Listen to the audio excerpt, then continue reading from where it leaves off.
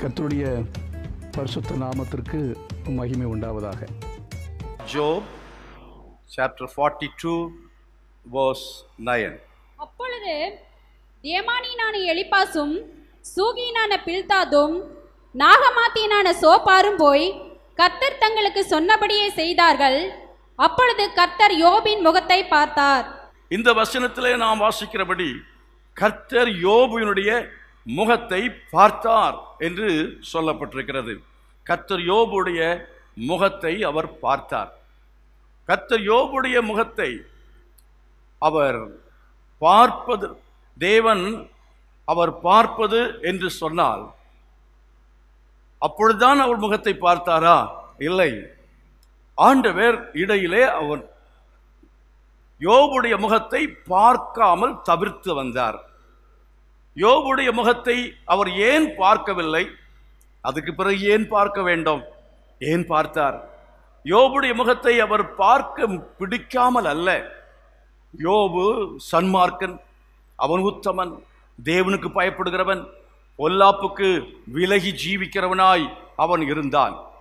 அப்படி இருந்ததான இந்த யோபு, அவனை பற்றி ஒரு நாளிலே சாத்தான் தேவ சமூகத்தில் வந்து நிற்கும் பொழுது தேவன் அவனோடு கூட கேட்கிறார், என் தாசனாகிய யோபின் மேல் நீ கவனம் வைத்தாயோ என்று கேட்கும் பொழுது சாத்தான் சொல்லுகிறான், ஆம், நீர் அவனை ஆசீர்வதித்திருக்கிறீர், ஆகையினால் அவன் உத்தமனாக இருக்கிறான், ஆகையினால் தான் அவன் பொல்லாப்புக்கு விலகுகிறான், ஆகையினால் தான் அவன் பக்திமானாக இருக்கிறான் என்று சொன்ன பொழுது சொல்லிவிட்டு அவன் சொல்லுகிறான், நீர் உம்முடைய கையை நீட்டி அவனுக்குள்ள எல்லாவற்றையும் நீர் எடுத்து போடும், அப்பொழுது அவன் உம்மை தூஷிக்கானோ இல்லையோ பாரும் என்று சொல்லி பிசாசு தேவனோடு கூட ஒரு பெரிய சவாலை அவரிடத்தில் சவாலான வார்த்தையை சொல்லுகிறதை பரிசுத்த வேதாகமத்தில் யோபின் புஸ்தகம் 1ஆம் அதிகாரத்தில் நாம் வாசிக்க முடியும்.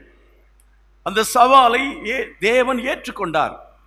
தேவன் ஏற்றுக்கொண்டவர் சொன்னார், சரி, அவனுக்குள்ள எல்லாவற்றையும் நீ எடுத்துக்கொள்ளும்படி உனக்கு நான் அதிகாரம் தருகிறேன், அந்த ஆசீர்வாதங்கள் எல்லாம் நீ பறித்துக்கொள், நீயே அதை செய் என்று சொல்லி ஆண்டவர் அவனிடத்தில், சாத்தானிடத்தில் அந்த பொறுப்பை கொடுக்கிறார். சாத்தான் என்ன செய்கிறான்? அவன் இயற்கையை உபயோகித்து பல தீமையான காரியங்களை செய்கிறதை பார்க்கிறோம். தேவனுடைய அனுமதியை பெற்றால் பிசாசானவன் இயற்கையை பயன்படுத்த முடியும். விபத்துக்களை உண்டாக்குவதற்கு பிசாசினாலே முடியும், வியாதிகளை போடுவதற்கு பிசாசினாலே முடியும். அவ்விதமாய் சாத்தான் யோபுவை சோதித்தான் என்று சொல்லி பரிசுத்த வேதாகமத்திலே நாம் வாசிக்கிறோம். முதல் யோபின் புஸ்தகம் முதல் 1, 2, 3 அதிகாரங்களில் இதை குறித்து சொல்லப்பட்டிருக்கிறது.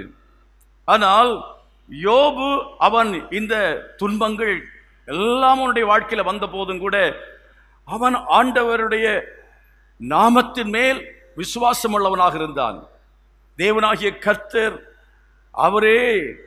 அவர் ஜீவனுள்ள தேவன் என்பதிலிருந்து அவனுக்கு எந்த விசுவாச குறைவும் வராமல், ஆண்டவரை விட்டவன் பின்வாங்காமல் கர்த்தருடைய அன்பிலே நிலைத்திருந்தான்.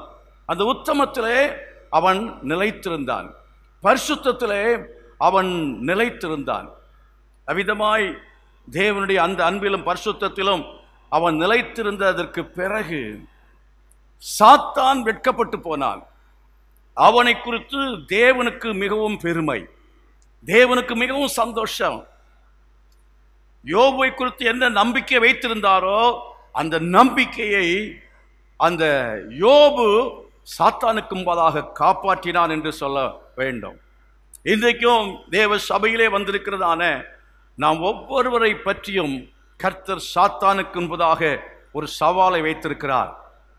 கர்த்தர் நம்மை குறித்து ஒரு பெரிய எதிர்பார்ப்பை வைத்து அவர் நிற்கும் பொழுது நாம் செய்கிற தவறுகள், நாம் கர்த்தரை விட்டு பின்வாங்கி போகும் பொழுது, நாம் சோதனைகளுக்கு உட்பட்டு விசுவாசத்தை இழக்கும் பொழுது, அவர் மேலுள்ள நம்பிக்கை இழக்கும் பொழுது, நாம் தேவன் மேலுள்ள அன்பை அன்பிலிருந்து விலகும் பொழுது சாத்தான் என்ன செய்கிறான் என்றால் அவன் சந்தோஷப்படுகிறான்.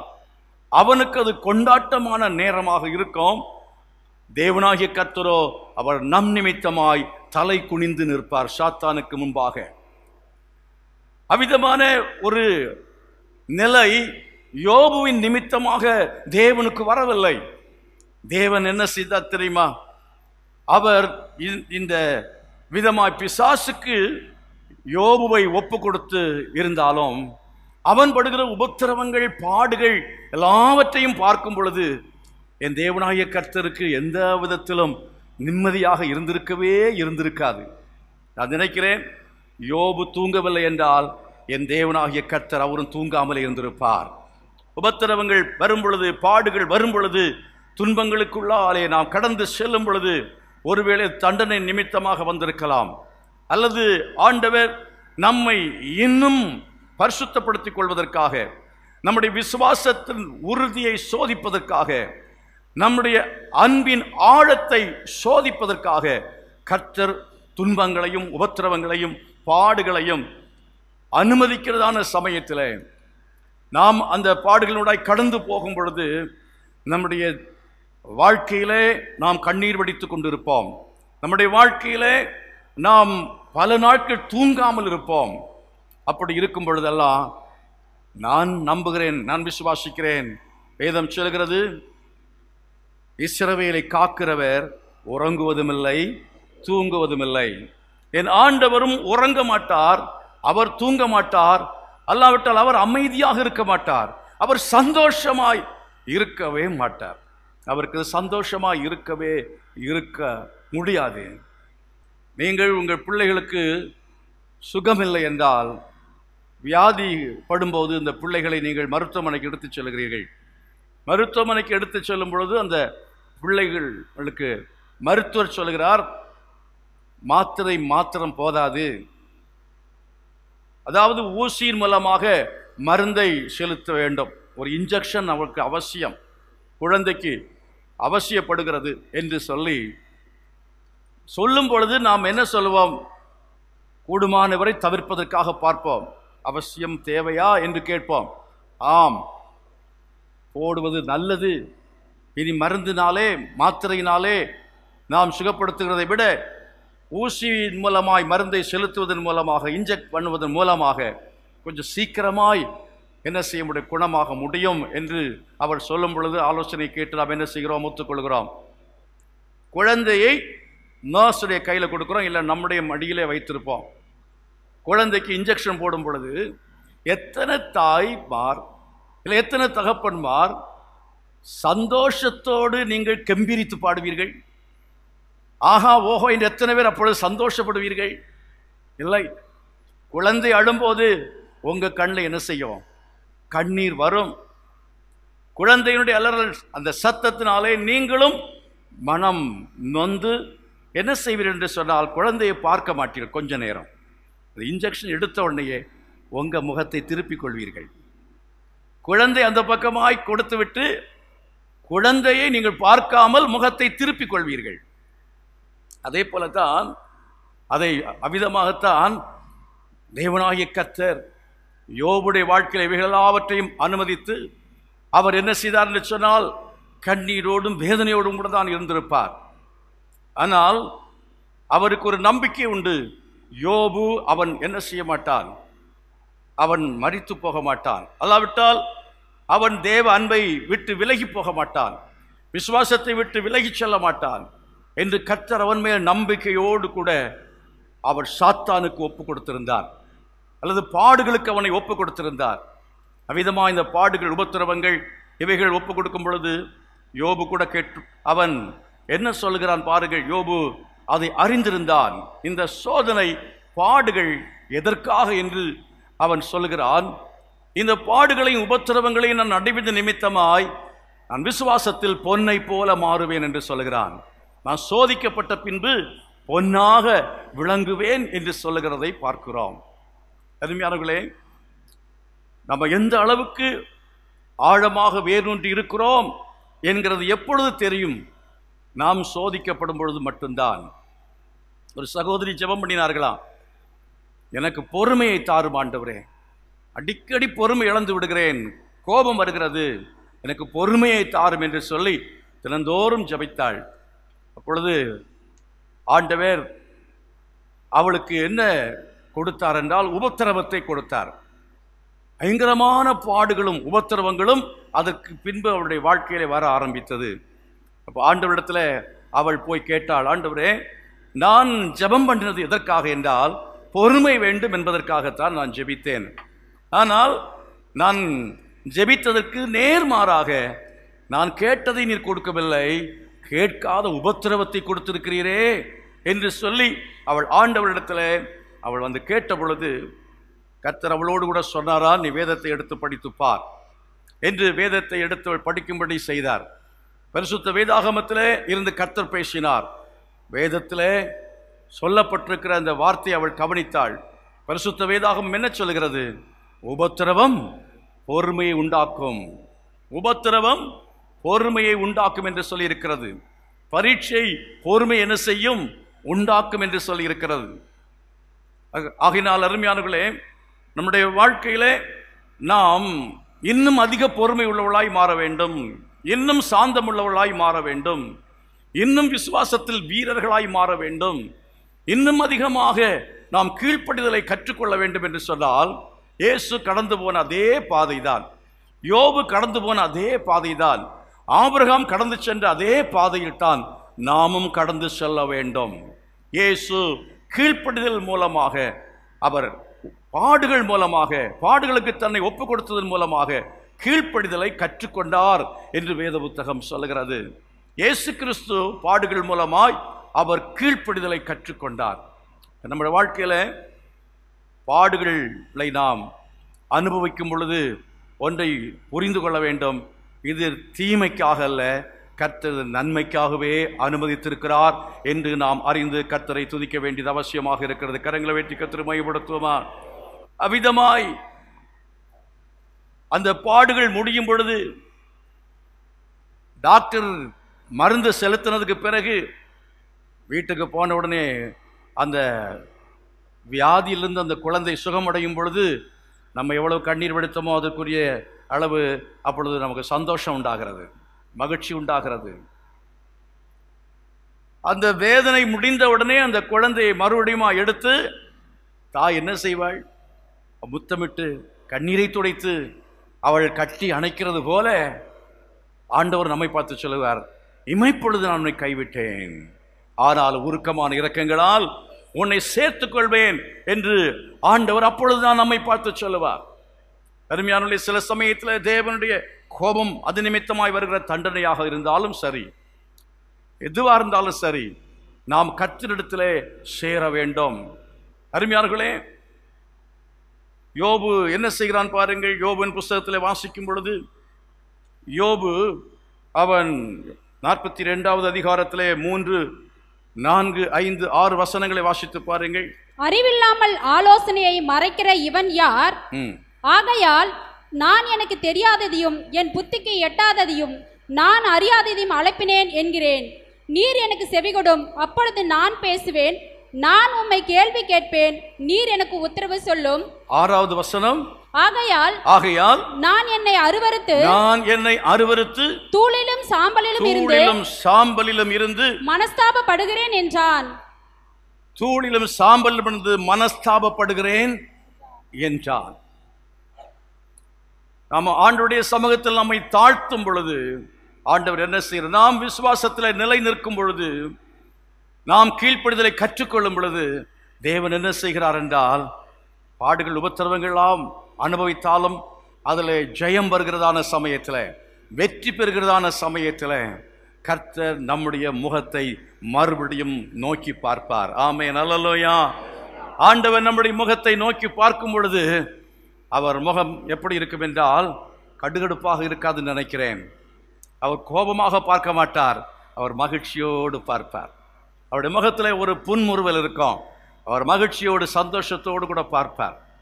அவர் சந்தோஷமாக அவர் பார்க்கும் பொழுது சில சமயத்தில் சில துன்பங்கள் ஊடாய் கடந்து சென்றதுக்கு பிறகு கஷ்டப்படுகிறதான ஆட்களை, அந்த துன்பங்களுடாய் கடந்து சென்ற அவர்களை யாரோ ஒருவர் வந்து அதற்கு பிறகு சந்திக்கும் பொழுது, யாரோ ஒருவர் என்றால் வேண்டியவர்கள் பிள்ளைகளை வந்து பெற்றோர் சந்திக்கும் பொழுது, யாரோ கடத்தி கொண்டு போய்விட்டார்கள், அந்த பிள்ளை மிகவும் கஷ்டப்பட்டது, எங்கேயோ அந்நியர் கையில் மாட்டிக்கொண்டது, சில துன்பங்களுக்குள்ளே கடந்து சென்ற அந்த நபரை, அந்த குழந்தையை மீட்டு கொள்ளும் போது, அந்த நபரை மீட்டு கொள்ளும் பொழுது என்ன கண்களிலிருந்து வரும் தெரியுமா? கண்ணீர் வரும். அந்த கண்ணீருக்கு என்ன பெயர்? ஆனந்த கண்ணீர் என்று பெயர். ஆண்டவர் தேவனாகிய கர்த்தர் யோபின் முகத்தை பார்க்கும் பொழுது, யோபுவும் கர்த்தருடைய முகத்தை பார்த்திருந்திருப்பான். கர்த்தருடைய முகத்தை அவன் பார்க்கிறான், அவருடைய கண்களை யோபு பார்க்கிறான், யோபுடைய கண்களை கர்த்தருடைய கண்கள் பார்க்கிறது. கண்களும் கண்களும் பேசிக் கொள்கிறது. கொஞ்ச நேரம் ஆண்டவர் ஒன்றும் பேசியிருக்க மாட்டார், யோபும் ஒன்றும் பேசியிருக்கவே மாட்டார்கள். ரெண்டு பேரும் கண்களும் கண்களும் பார்க்கிறார்கள். ஆண்டவர் என்ன செய்திருப்பார்? போய் கட்டி பிடித்திருப்பார். ஆமென், அல்லேலூயா. உண்மையாகவே அவன் ஆண்டவரை அவன் சந்தித்து ஒரு நபரை சந்திக்கிறது போல ஒரு சந்திப்பு கிடைத்திருந்தால் ஆண்டவரை அவன் கட்டி பிடித்திருப்பான், ஆண்டவர் அவனை கட்டி பிடித்திருப்பார். அவன் என்ன செய்திருப்பான்? அவனுடைய கண்களிலிருந்து கண்ணீர் வழிந்திருக்கும். அந்த கண்ணீருக்கு பெயர் என்ன? ஆனந்த கண்ணீர் என்று பெயர். கரைகளை வைத்து கர்த்தரை மகிமைப்படுத்துவோமா? நம்முடைய கண்ணீர் எல்லாவற்றையும் அவர் என்ன செய்வார்? துடைப்பார். நம்முடைய வேதனைகள் எல்லாவற்றையும் அந்த நேரத்தில் கர்த்தர் நம்முடைய எல்லாவற்றையும் மறந்து போவோம். எவ்வளவு துன்பத்துக்குள்ளே போனோம், எவ்வளவு வேதனைக்குள்ளே போனோமோ அது எல்லாவற்றையும் அந்த நிமிடத்திலேயே மறந்து விடுகிறோம். கர்த்தர் தம்முடைய முகத்தை நம்மேல் அவர் திருப்பும் பொழுது, அவர் நம்முடைய முகத்தை அவர் பார்க்கும் பொழுது நமக்கு என்ன சம்பவிக்கும் என்று பாருங்கள். 10வது வசனத்திலே, யோபு தன் சிநேகிதருக்காக வேண்டுதல் செய்த போது கர்த்தர் அவன் சிறையிருப்பை மாற்றினார், கர்த்தர் அவன் சிறையிருப்பை மாற்றினார் என்று வேதம் சொல்கிறது. ஆண்டவருடைய முகம் உங்கள் நேராய் திருப்பப்படும் பொழுது, நீங்கள் உங்கள் வாழ்க்கையிலே பாடுகளை ஜெயிக்கும் பொழுது, சோதனைகளை ஜெயிக்கும் பொழுது, கர்த்தர் உங்கள் வாழ்க்கையில் இருக்கிற எல்லா விதமான சிறையிருப்பையும் மாற்றுவார். கட்டுகளை கர்த்தர் மாற்றுவார், நுகத்தடிகளை கர்த்தர் அவர் உடைத்து போடுவார். ஆண்டவர் உங்களை விடுதலையாக்குவார். கரங்களை கொட்டி கர்த்தரை மகிமைப்படுத்து. ஹல்லேலூயா. அதுக்கு பெயர்தான் எழுப்புதல் என்று பெயர். விடுதலை பெற்ற ஒரு வாழ்க்கை உடைய மக்களாக நாம் இருப்போம். கர்த்தர் சிறையிருப்பை என்ன செய்வாராம்? மாற்றுவார். அந்த வசனம் என்ன சொல்கிறது? வாசிக்கலாம். யோபுக்கு முன் இருந்த எல்லாவற்றை பார்க்கிலும் இரண்டத்தனையாய் கர்த்தர் அவனுக்கு தந்தருளினார். இரண்டத்தனையாய் கர்த்தர் அவனுக்கு தந்தருளினார் என்று சொல்லப்பட்டிருக்கிறது. இரண்டத்தனையாய் தேவன் யோபுவுக்கு ஆண்டவர் கொடுத்தார். அவர் முகத்தை நம் பக்கமாய் திருப்புவார். அதற்குரிய நேரம் வந்துவிட்டது. எத்தனை பேர் விசுவாசிக்கிறீர்கள்? துன்பத்தினூடாய் பாடுகளுக்கூடாய் கடந்து செல்கிற உங்கள் வாழ்க்கையில, சோதனைகளை அனுபவித்துக் கொண்டிருக்கிற உங்களுடைய வாழ்க்கையில, நீங்கள் நான் சோதிக்கப்பட்ட பிறகு பொன்னாக விளங்குவேன் என்று எத்தனை பேர் சொல்லிக் கொண்டிருக்கிறீர்களோ, என் உத்தமத்தை நான் விட்டு விலக மாட்டேன் என்று சொல்லி எவ்வளவு உறுதியாய் நிற்கிறீர்களோ, அவ்விதமாகவே தொடர்ந்து நிலைத்து இருக்க வேண்டும். தொடர்ந்து நிலைத்து இருங்கள். ஒரு நாள் வரும், கர்த்தர் கண்களை திறப்பார், ஆண்டவர் உங்களை திரும்பி பார்ப்பார். அப்பொழுது சொல்லுவார், இமைப்பொழுது நான் உன்னை என்ன செய்தேன்? கைவிட்டேன். ஆனாலும் உன்னை உருக்கமான இரக்கத்தாலே சேர்த்துக்கொண்டு உன்னை சிறையிருப்பை மாற்றுகிறது மாத்திரமல்ல, கர்த்தர் சொல்கிறான், உன்னை இரண்டத்தனையாக ஆசீர்வதிப்பேன். யோபுடைய முன்னிலைமையை பார்க்கிலும் பின்னிலைமையை கர்த்தர் எப்படி செய்தால் 2 மடங்கு ஆசீர்வாதத்தை அவன் பெற்றுக்கொள்ளும்படியாய் கர்த்தர் அவனை ஆசீர்வதித்தார் என்று சொல்லி நாம் பார்க்கிறோம். 11வது வசனத்தில் வாசித்து பாருங்கள். அப்பொழுது அவனுடைய எல்லா சகோதரரும் சகோதரிகளும் முன் அவனுக்கு அறிமுகமான அனைவரும் அவனிடத்தில் வந்து அவன் வீட்டிலே அவனோட போஜனம் பண்ணி, கர்த்தர் அவன் மேல் வரப்பண்ணின சகல தீங்கு நிமித்தமும் அவனுக்காக அங்கலாய்த்து அவனுக்கு ஆறுதல் சொல்லி அவரவர் ஒவ்வொரு தங்க காசையும் அவரவர் ஒவ்வொரு பொன் ஆபரணத்தையும் அவனுக்கு கொடுத்தார்கள். அதுவரையிலேயும் வீட்டுக்கு வராதவர்கள், அதுவரையிலேயும் விசாரிக்காதவர்கள், அதுவரையிலேயும் இவனுக்கு ஆறுதல் சொல்லாதவர்கள், இவர்கள் வந்தார்கள் என்று சொல்லி பார்க்கிறோம். அருமையானவர்களே, கர்த்தர் உங்களை ஏற்றுக்கொள்ளும் பொழுது உங்களை அதுவரை ஏற்றுக்கொள்ளாத மனுஷரும் ஏற்றுக்கொள்வார்கள். உங்களை புறக்கணித்ததான மக்கள் அவர்கள் உங்கள் வீட்டுக்கு வருவார்கள். உங்களுக்கு விரோதமாய் பேசினவர்களும் உங்கள் அண்டையில் என்ன செய்வார்கள்? கடந்து வந்து மன்னிப்பு கேட்பார்கள், உங்களுக்காக அங்கலாய்ப்பார்கள், உங்களுக்கு ஆறுதல் சொல்வார்கள். அது மாத்திரமல்ல, இந்த உறவினர்கள், அவனுக்கு அறிமுகமானவர்கள், சகோதரர்கள், சகோதரிகள் எல்லாரும் வந்து ஒரு தங்க காசையும் ஒவ்வொரு பொன் ஆபரணத்தையும் என்ன செய்தார்களா? கொடுத்தார்களா? அவர் எல்லாவற்றையும் இழந்து வறுமையில் இருக்கும் பொழுது அவர்கள் வந்து கொடுத்தார்களா என்றால் இல்லவே இல்லை. இதுதான் உலகம். அருமையார்களே, கர்த்தர் முகத்தை அவர் திருப்பாமல், ஆண்டவர் நம்மை ஏற்றுக்கொள்ளாமல் உலகம் நம்மை ஏற்றுக்கொள்ளாது. நம்முடைய சொந்தமானாலும் பந்துக்களாக இருந்தாலும் நம்மை ஏற்றுக்கொள்ள வேண்டும் என்றால் கர்த்தர் நம்முடைய முகத்தை பார்க்க வேண்டும். கர்த்தர் நம்முடைய முகத்தை பார்க்காமல் இந்த உலகத்தில் உள்ள மக்கள் நம்முடைய முகத்தை பார்க்க மாட்டார்கள். அவர்கள் நமக்கு தயவு காண்பிக்க மாட்டார்கள். அவர்கள் நம்மை ஏற்றுக்கொள்ளவே மாட்டார்கள். ஆகவே நாம் பார்க்க வேண்டியது யாரை தெரியுமா? நாம் பிரியப்படுத்த வேண்டியது யாரை தெரியுமா? கர்த்தரை தான் பிரியப்படுத்த வேண்டும். பிரியமானவர்களே, நீங்கள் கேட்ட செய்தி உங்களுக்கு ஆசீர்வாதமாக இருந்திருக்கும் என்று நம்புகிறேன். இப்பொழுது நான் ஜெபிக்க விரும்புகிறேன். ஜெபிப்போமா? நல்ல பிதாவே, இந்த நேரத்திலும் இந்த செய்தியை கேட்ட ஒவ்வொரு மகனையும் ஒவ்வொரு மகளையும் நீர் ஆசீர்வதித்தரல வேண்டும் என்று ஜெபிக்கிறேன். ஒவ்வொருவருக்கும் நீர் உம்முடைய சமாதானத்தை கட்டளையிடுவீராக. ஒவ்வொருடைய குடும்பத்திலும் தேவைகளை நீர் அறிந்திருக்கிறவர். எல்லா தேவைகளையும் சந்திக்கும்படி ஜெபிக்கிறேன். குழந்தை பாக்கியம் இல்லாத மக்களுக்காக ஜெபிக்கிறேன். பலவிதமான துன்பங்களிலும் துயரங்களிலும் வேதனையிலும் கஷ்டங்களிலும் இருக்கிற ஒவ்வொருடைய வாழ்க்கையிலையும் கர்த்தர் அற்புதங்களை செய்வீராக. விடுதலையை நீர் கட்டளையிடும். பாவ கட்டுகளிலிருந்து விடுவிக்கும்படியாய் ஜெபிக்கிறேன். சாப கட்டுகளிலிருந்து நீர் விடுவிக்கும்படியாய் ஜெபிக்கிறேன். குடும்பங்களிலே திருமணமாகாத மக்களுக்காக ஜெபிக்கிறேன். திருமணங்கள் நடைபெற கர்த்தர் கிருபை செய்ய வேண்டும் என்று கேட்கிறேன். தீராத கொடிய வியாதிகள் இப்பொழுதே சுகமடைவதாக.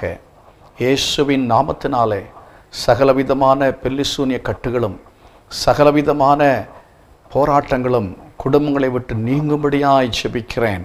இயேசுவின் நாமத்தில் குடி வெறியில் இருக்கிற மக்கள் அவைகள் எல்லாவற்றிலிருந்தும் இப்பொழுதே விடுவிக்கப்படுவார்களாக என்று சொல்லி ஜெபிக்கிறேன். கர்த்தர் தாமே ஒவ்வொரு மகனையும் ஆசீர்வதியும், ஒவ்வொரு மகளையும் கர்த்தர் ஆசீர்வதிக்க வேண்டும் என்று கேட்கிறேன். ஆசீர்வதித்தருளும். இயேசுவின் நாமத்தில் ஜெபிக்கிறேன் ஜீவனுள்ள நல்ல பிதாவே.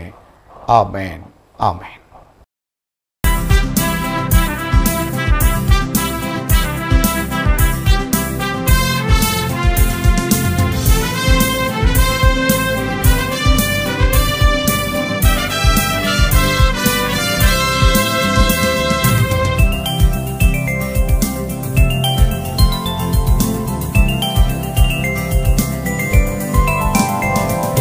உன்னதத்தில் தேவனுக்கு மகிமையும் பூமியில் சமாதானமும். உன்னதத்தில் தேவனுக்கு மகிமையும் பூமியில் சமாதானமும். என்று தூயவரை துதித்திடுவோம். ஆவியில் நிறைந்தே அன்பரின் பிறப்பில் ஆராதனை செய்து மகிழ்ந்திடுவோம். ஆராதனை செய்து மகிழ்ந்திடுவோம்.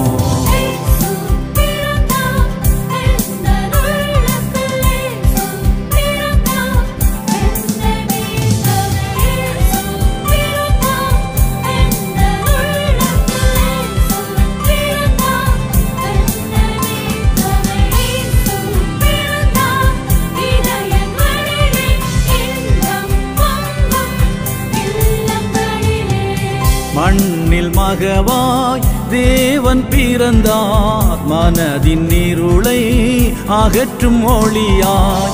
மண்ணில் மகவாய் தேவன் பிறந்தார். மனதின் இருளை அகற்றும் ஒளியாய்.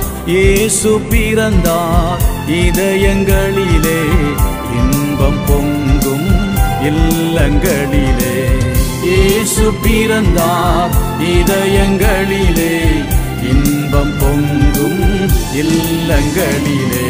உன்னதத்தில் தேவனுக்கு மகிமையும், பூமியில் சமாதானமும்.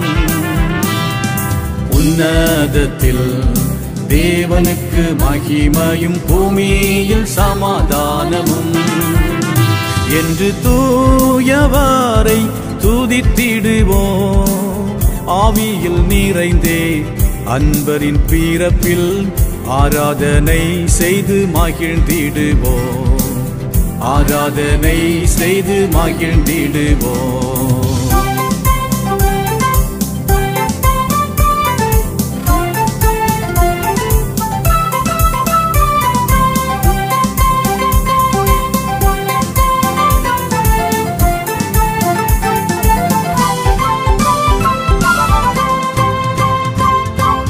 நம் ஏழ்மை நீக்க ஏழை கோலமாய், நன்மை செய்ய நல் நண்பனுமாய். நம் ஏழ்மை நீக்க ஏழை கோலமாய், நன்மை செய்ய நல் நண்பனுமாய். பரலோகத்தின் மேன்மை துறந்தே பரிசுத்த நம் நடுவில் பிறந்தார். பரலோகத்தின் மேன்மை துறந்தே பரிசுத்த நம் நடுவில் பிறந்தார். உன்னதத்தில் தேவனுக்கு மகிமையும், பூமியில் சமாதானமும். உன்னதத்தில் தேவனுக்கு மகிமையும், பூமியில் சமாதானமும் என்று தூயவரை துதித்திடுவோம். ஆவியில் நிறைந்தே அன்பரின் பிறப்பில் ஆராதனை செய்து மகிழ்ந்திடுவோம். ஆராதனை செய்து மகிழ்ந்திடுவோம்.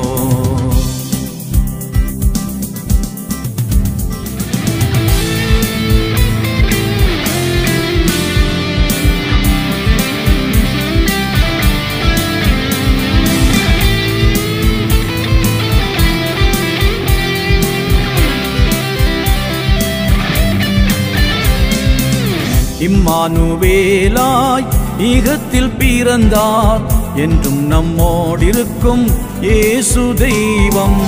இம்மானுவேலாய் ஈகத்தில் பிறந்தார், என்றும் நம்மோடிருக்கும் இயேசு தெய்வம். எதை குறித்தும் கலங்க வேண்டாம், என்றும் நம்மை நடத்தி செல்வார்.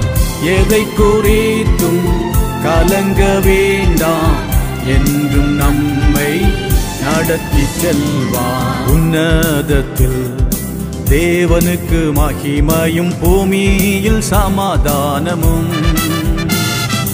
உன்னதத்தில் தேவனுக்கு மகிமையும், பூமியில் சமாதானமும் என்று தூயவரை துதித்திடுவோம். ஆவியில் நிறைந்தே அன்பரின் பிறப்பில் ஆராதனை செய்து மகிழ்ந்திடுவோம். ஆராதனை செய்து மகிழ்ந்திடுவோம்.